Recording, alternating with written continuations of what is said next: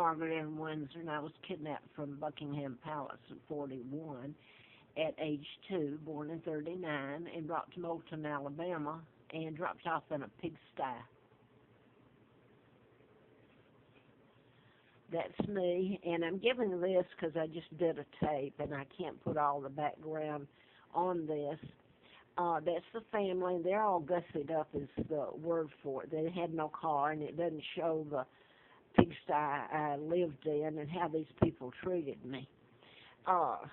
Believe me, it didn't look like this. This is me, and I remember trying to run away when they were forcing me to be in it. This photo, that's not their cars or any of it, and they brought me back, and I said, I'm not part of this family. This is a photo I just got of me growing up, high school.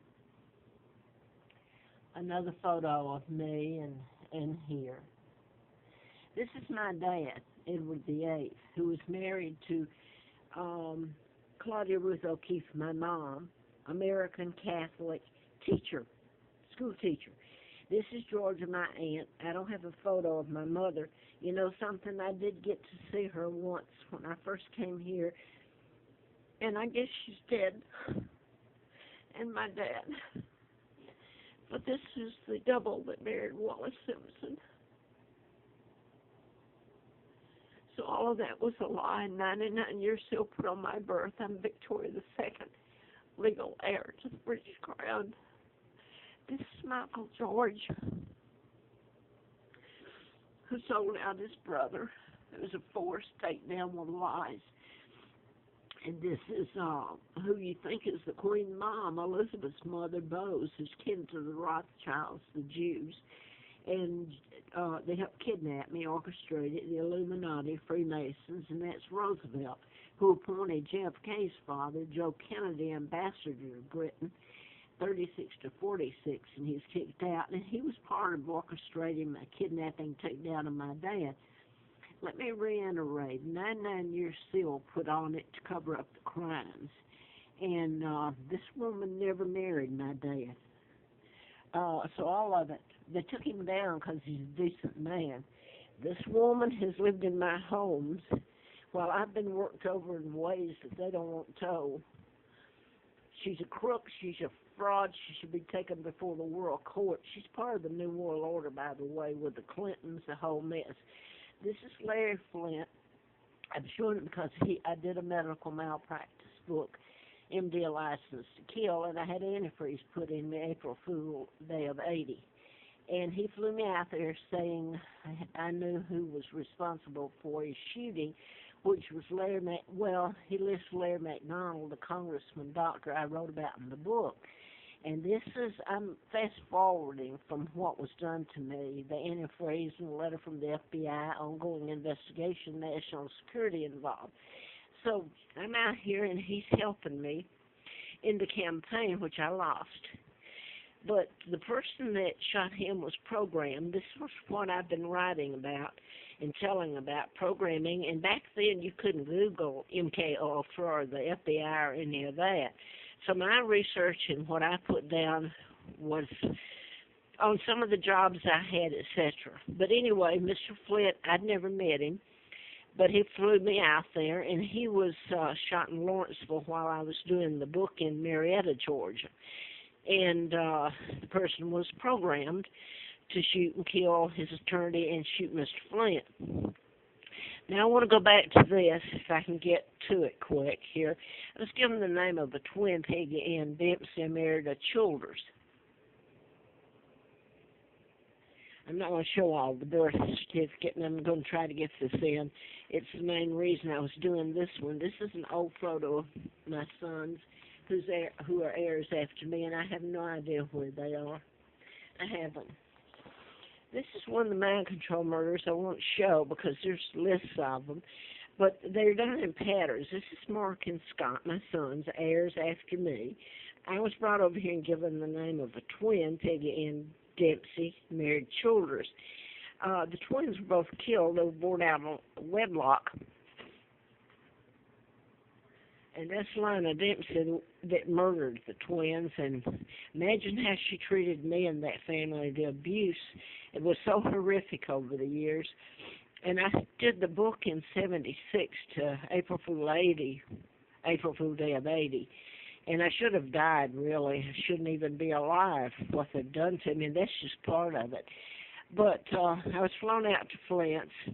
But this has continued. It's the agency that's done it deliberately, the mind control murders. Hard to prove because mind control is invisible. And I'll go back to Edward Snowden. He's in Russia now because he told the truth.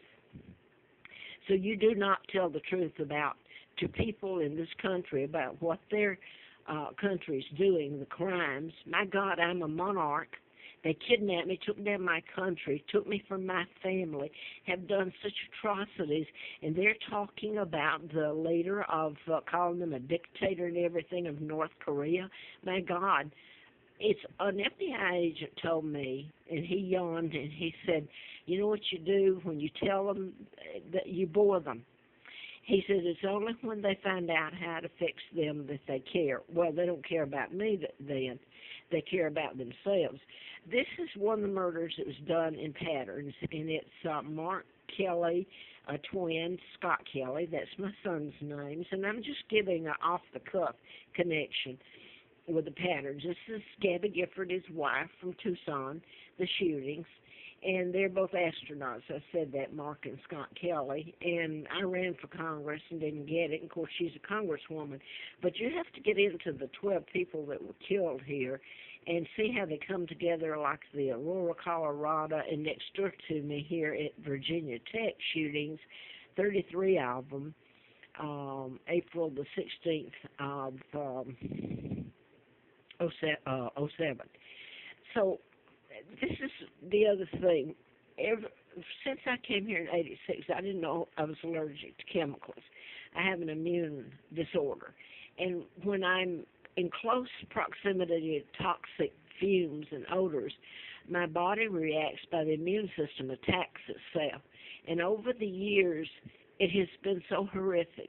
And last night, the reason I'm doing this tape again today is, they play around with it. The law enforcement engages these people. Some of them, the FBI gets to the local and state, and if they don't go along with the feds, then they'll find something on the local and state police and prosecute their office.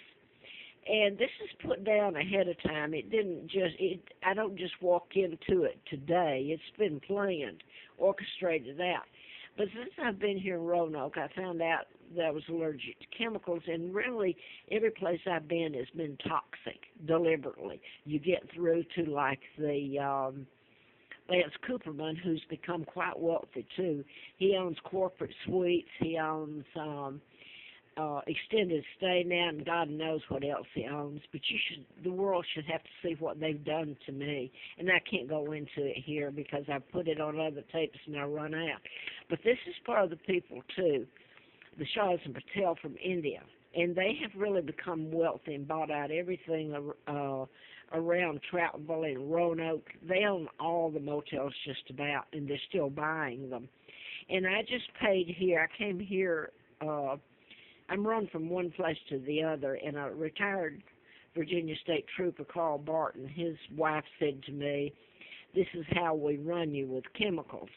Well, I know it, but they made my word no good anymore. So this is just where I paid. It was Stay at Inn, and suddenly they put up a sign out front, which, by the way, that was last Saturday morning when I paid rent. Now it's been taken down, so I don't know. They play around with it like it's a joke. Killing me is a joke. So anyway, I went in Saturday to pay this, and I don't know what they've made out of this, for a week. And when I came back over, really Friday, the fumes have been forced in before they started doing renovation here. So it's not really the renovation they're doing, although that's enough, the paste and the glue and all the stuff that goes in it. But what I wanted to say is it's deliberately been put everywhere I go, and they run me. And I get so sick. My veins are breaking from it. It makes me swell. My kidneys are destroyed.